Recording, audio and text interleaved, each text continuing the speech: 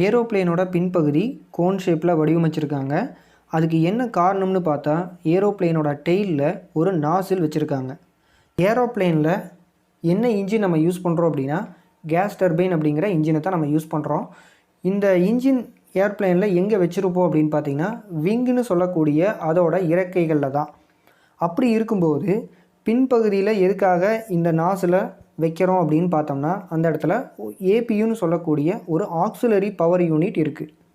இந்த auxiliary power unit அப்படிங்கிறது ஒரு ஜெனரேட்டர் மாதிரி இந்த இடத்துல செயல்படுது. அதாவது கரண்ட்டை ஜெனரேட் பண்ணி கொடுக்குது.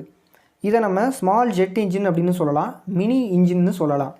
அதாவது நார்மலாக நம்ம ஏர்க்ராஃப்ட் இன்ஜினில் கேஸ் டர்பைன் தான் இன்ஜினாக யூஸ் பண்ணுவோம். அதே கேஸ் டர்பைன் இன்ஜினை தான் நம்ம ஏபியூ சிஸ்டமுக்கு யூஸ் பண்ணுறோம். இந்த ஏபியூ சிஸ்டமில் இருக்கக்கூடிய முக்கியமான பார்ட்ஸ் என்னென்ன அப்படின்னு கேட்டிங்கன்னா, power section, load compression section, gear box section.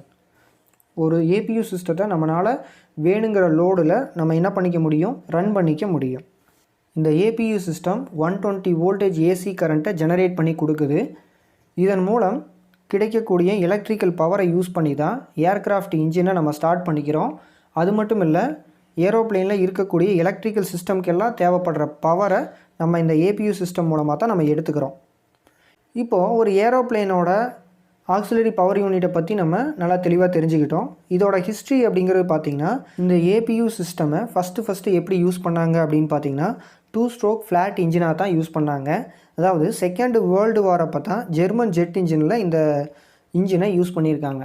அதுக்கப்புறம் டெக்னாலஜி இம்ப்ரூவ் ஆக நம்ம கேஸ் டர்பைனை யூஸ் பண்ண ஆரம்பித்தோம். இப்போது ஏபியூ சிஸ்டமாக கேஸ் டர்பைனை தான் யூஸ் பண்ணிகிட்ருக்கோம்.